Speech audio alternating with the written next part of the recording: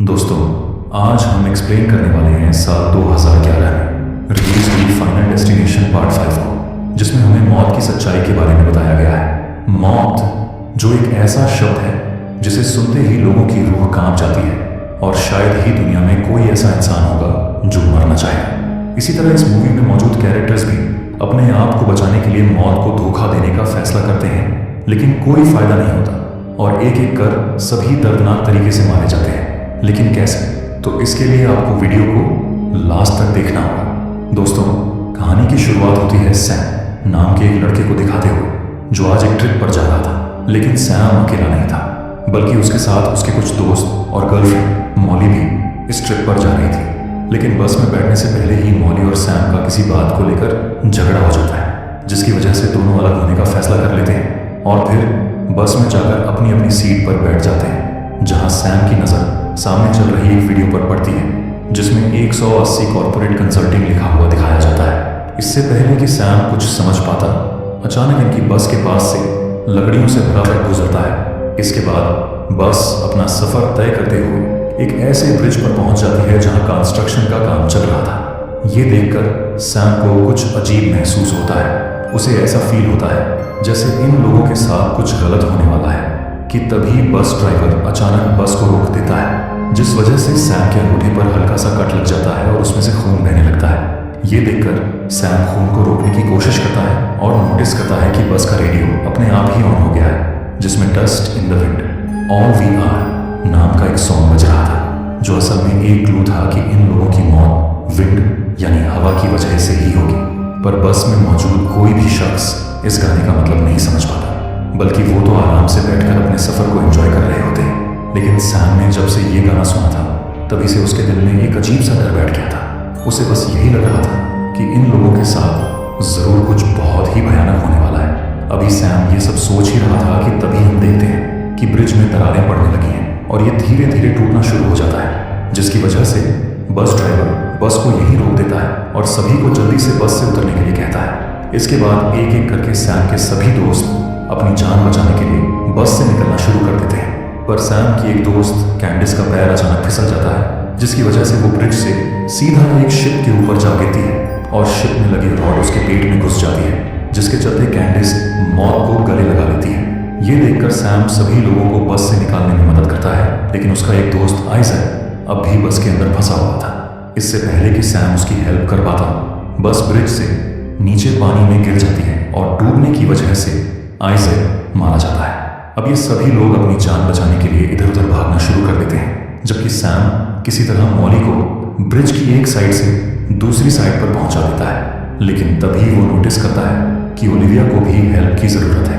ये देखकर सैम उसके पास जाता है और उसे पकड़कर ब्रिज की दूसरी साइड पर पहुंचाने लगता है, पर ओलिविया को बिना चश्मे के कुछ दिखाई नहीं दे रहा था। इसी वजह से वो ब्रिज से नीचे पानी में गिर जाती है, पर गिरने के बाद भी ओलिविया को कुछ नहीं होता, बल्कि वो अब भी सही सलामत थी, लेकिन सिर्फ चंद सेकंड के लिए, क्योंकि इससे पहले कि ओलिविया अपने आप को संभाल पाती, अचानक एक कार ब्रिज से होते हुए सीधा उसके ऊपर आकर गिरती है, जिसकी वजह से ओलिविया भी मारी जाती है। वहीं दूसरी तरफ हम देखते हैं कि इन लोगों का बॉस डेनिस और एक कॉलीग दोनों अपनी जान बचाकर भाग रहे थे, लेकिन तभी एक वायर नेथन को बीच से काटते हुए निकल जाती है, जबकि डेनिस ब्रिज से नीचे गिरने वाला ही होता है कि वो सही वक्त पर ब्रिज के एक हिस्से को पकड़ लेता है। लेकिन उसकी हिम्मत उस वक्त टूट जाती है जब चारकोल का एक ट्रक डेनिस के ऊपर पलट जाता है और आखिर में दर्दनाक तरीके से मारा जाता है। इधर ब्रिज भी अब पूरी तरह डिस्ट्रॉय हो चुका था, लेकिन उसके टूटने से पहले ही सैम और पीटर एक रेलिंग पर लटक जाते हैं और जैसे ही ऊपर चढ़ने की कोशिश करते हैं, तभी एक ट्रक जो लोहे की रॉड से भरा हुआ था,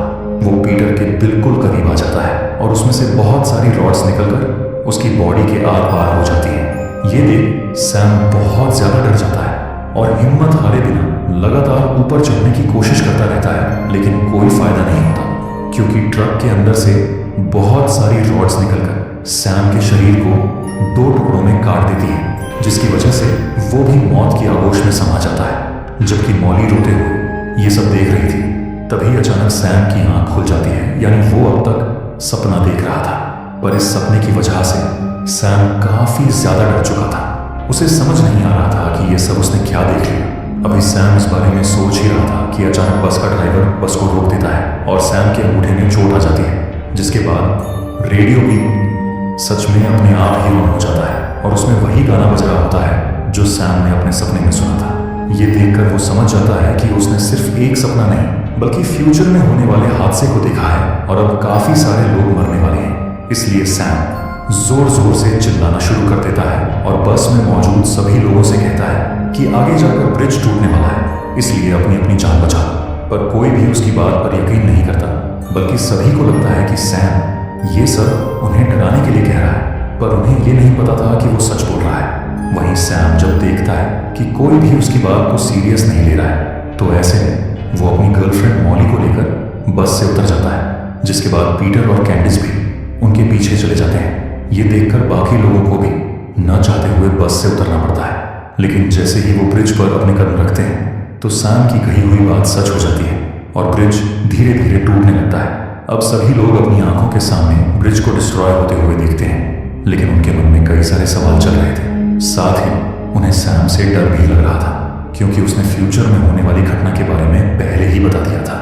इसलिए एजेंट जिम उसे इंट्रोगेशन के लिए ले जाते हैं, क्योंकि उन्हें लग रहा था कि सैम एक टेररिस्ट है, लेकिन उसके खिलाफ कोई भी ऐसा सबूत नहीं था जो ये साबित कर सके कि वो सच में एक आतंकवादी है। इसलिए जिम कुछ नहीं कर पाता और ब्रिज के डिस्ट्रॉय होने की वजह हाई विंड ही बताई जाती है। अब क्योंकि इसमें सैम का कोई कसूर नहीं था तो उसे रिहा कर दिया जाता है। इसके बाद ये सभी लोग उन वर्कर्स के फ्यूनरल में जाते हैं जो ब्रिज टूटने की वजह से मारे गए थे, लेकिन तभी यहाँ उनकी मुलाकात विलियम से होती है, जो सैम से कहता है कि मौत को धोखा देना अच्छी बात नहीं है। इतना कहकर विलियम यहाँ से चला जाता है, जबकि सैम ले कैफे मिरो 81 नाम के एक रेस्टोरेंट में आ जाता है, जहाँ वो पार्ट टाइम शेफ का काम किया करता था। तभी हमें पता चलता है कि इस रेस्टोरेंट का ओनर सैम को अपनी पेरिस वाली ब्रांच में भेज रहा है, जिसके बारे में सैम को पहले ही पता था और उसकी मॉली के साथ ब्रेकअप की वजह भी यही थी। दरअसल जब उसने मॉली को अपने पेरिस जाने के बारे में बताया तो उसने सैम को वहां जाने से साफ इनकार कर दिया, क्योंकि वो नहीं चाहती थी कि सैम उससे दूर हो। पर वो उसकी एक बात नहीं सुनता, जिसकी वजह से मॉली गुस्से में उससे ब्रेकअप कर लेती है।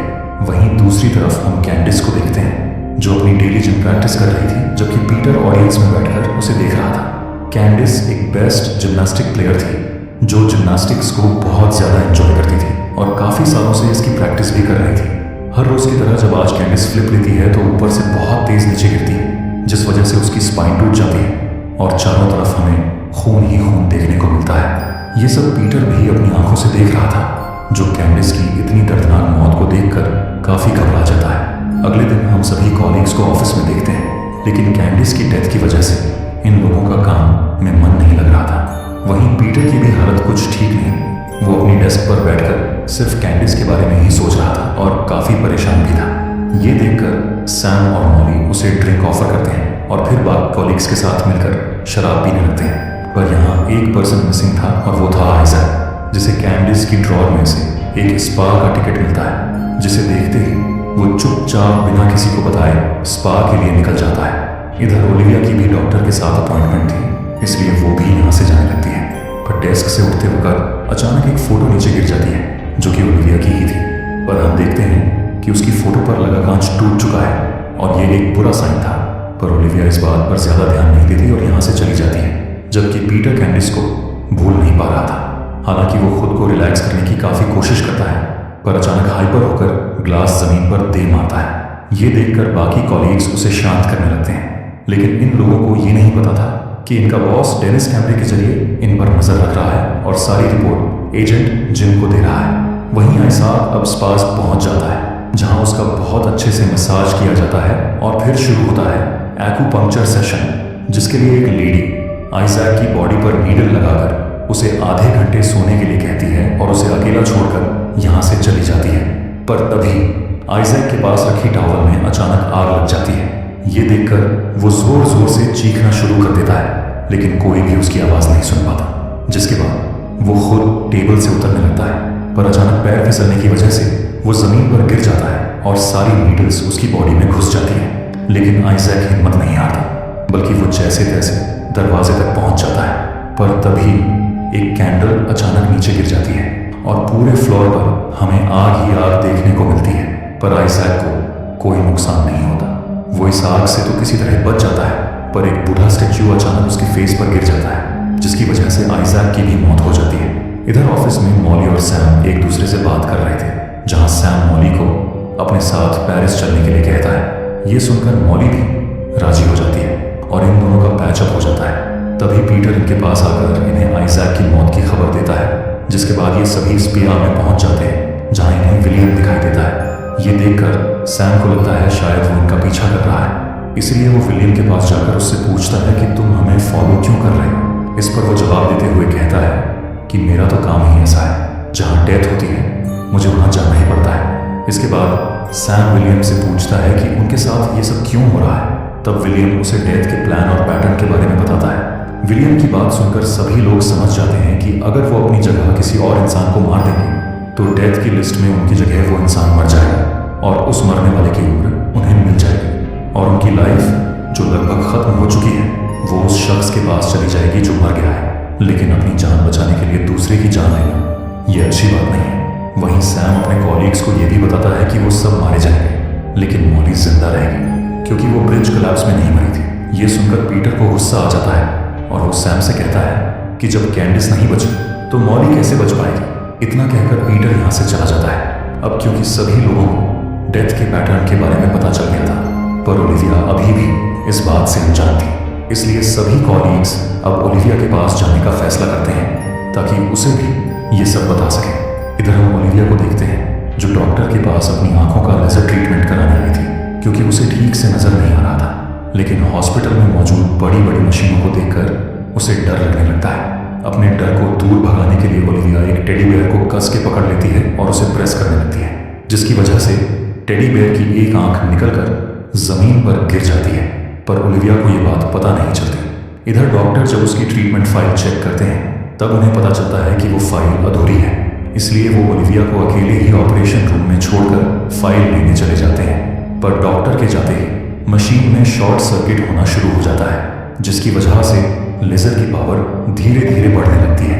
ये देखकर ओलिविया जो पहले से ही बहुत ज्यादा डरी हुई थी, उसकी हालत अब और खराब होने लगती है। लेजर की बढ़ती पावर को देखकर उसे घबराहट होना शुरू हो जाती है।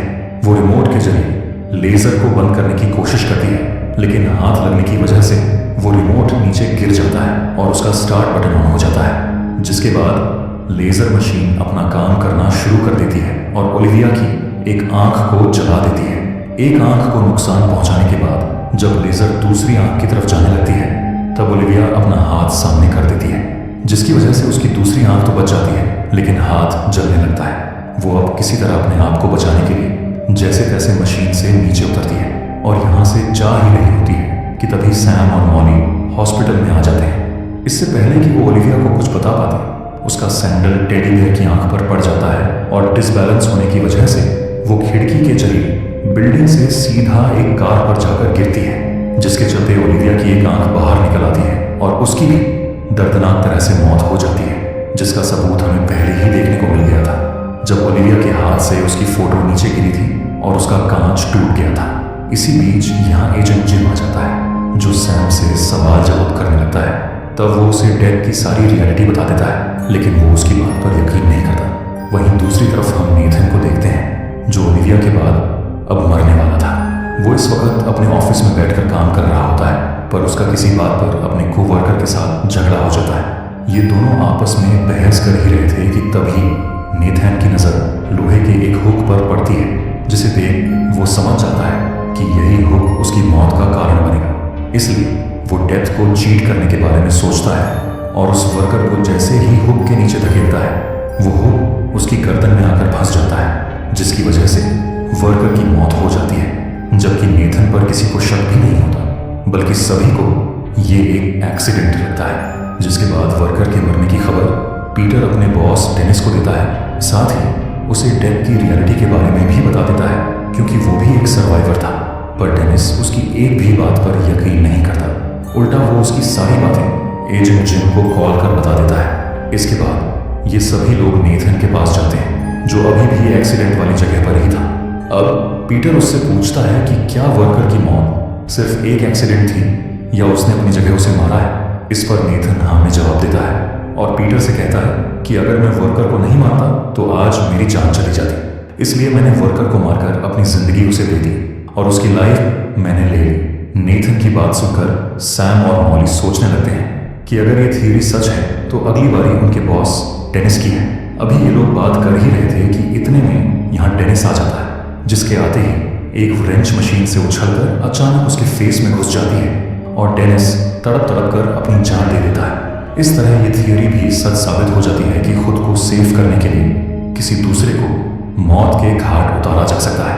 अब रात में हम सैम और मॉली को एक साथ डिनर करते हुए देखते हैं, लेकिन इन दोनों के अलावा यहाँ एजेंट जिन भी मौजूद था, जो सैम और मॉली पर नजर रख रहा था। पर इन दोनों को इस बात की जरा भी खबर नहीं थी, बल्कि सैम और मॉली तो एक दूसरे के साथ काफी अच्छा टाइम स्पेंड करते हैं। और जब डिनर कर रहे होते हैं तो यहाँ पीटर आ जाता है, जो कि काफी ज्यादा डरा हुआ था क्योंकि डेथ लिस्ट में अगला नाम पीटर का था। वो नेथन की तरह किसी और की बलि चढ़ाकर अपने आप को बचाना चाहता था, लेकिन उसे कोई ऐसा शख्स मिल नहीं रहा था। पर तभी पीटर के जहन में मॉली का ख्याल आता है, जिसके बारे में सैम ने सभी को बताया था कि वो नहीं मरेगी क्योंकि ब्रिज कोलैप्स में मॉली बच गई थी। इसलिए पीटर मॉली को ही शिकार बनाने का फैसला कर लेता है और एक गन लेकर इन दोनों के पास पहुंच जाता है। वो मॉली को शूट करने ही वाला होता है कि सैम उसे बचा लेता है। वहीं शूट की आवाज जैसे ही एजेंट के कानों में पड़ती है, वो भी अंदर आ जाता है, जबकि सैम और मॉली अपनी जान बचाने के लिए किचन की एक स्लिप के नीचे छुप जाते हैं। लेकिन पीटर इनका पीछा नहीं छोड़ता, बल्कि वो इनके पीछे पीछे किचन के अंदर आ जाता है, जहां आने के बाद वो सैम पर अटैक कर उसे बेहोश कर देता है और मॉली की तलाश में जुट जाता है। हालांकि वो सैम को भी मार सकता था, लेकिन पीटर उसकी जान इसलिए नहीं लेता क्योंकि अगला नंबर सैम का ही था, इसलिए उसे मारने का कोई फायदा नहीं था। वहीं मॉली जो बचकर एक जगह छुपी हुई थी कि तभी यहाँ एजेंट भी आ जाता है। इससे पहले कि वो मॉली से कुछ पूछ पाता, पीटर एजेंट को शूट कर मौत की नींद सुला देता है और ये सोचकर काफी रिलैक्स फील करता है कि वो अब बच जाएगा क्योंकि उसने अपनी जगह किसी और को मार दिया है। लेकिन वो अब भी मॉली को मारना चाहता था क्योंकि उसने कैंडिस को खोया था। तो इसी जगह में वो मॉली के पीछे भागना शुरू कर देता है ताकि उसे मार सके, लेकिन इससे पहले वो मॉली को कोई नुकसान पहुंचा पाता। सैम पीटर पर एक लोहे की रॉड से हमला कर उसे मार देता है। अब क्योंकि पीटर ने एजेंट को पहले ही मार दिया था और उसकी लाइफ पीटर के पास थी, पर अब वो लाइफ ऑटोमेटिकली सैम को मिल गई क्योंकि उसने पीटर की जान ले ली थी। यानी अब सैम भी मरने वाला नहीं था। इसके बाद हमें 2 हफ्तों बाद का सीन दिखाया जाता है, जहां हम सैम और मॉली को पेरिस की फ्लाइट में बैठे हुए देखते हैं। फिर प्लेन टेक ऑफ करता है और हम सैम को म्यूजिक सुनते हुए देखते हैं, जहां अचानक वही सॉन्ग प्ले हो जाता है जो सैम ने बस के रेडियो में सुना था। और तभी उसके अंगूठे में एक कट लग जाता है, जिसे देख सैम समझ जाता है कि अब वो मरने वाला है। कुछ भी हो जाए, लेकिन इस बार वो नहीं बच पाएगा।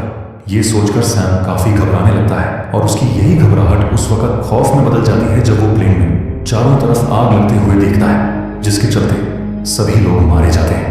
लेकिन अब आप सोच रहे होंगे कि वर्कर को मारने के बाद नेथन तो बच गया था, तो ऐसा सैम के साथ क्यों नहीं हुआ, जबकि उसने भी पीटर को मारा था जिसके पास एजेंट लाइफ थी। पर असल में हकीकत ये थी कि एजेंट की जिंदगी बस इतनी ही थी, यानी उसकी किस्मत में सिर्फ इतना ही जिंदा रहना लिखा था, जिस वजह से सैम भी मर गया। वहीं दूसरी तरफ हमें नेथन दिखाया जाता है, जो वर्कर के मेमोरियल में आया हुआ था।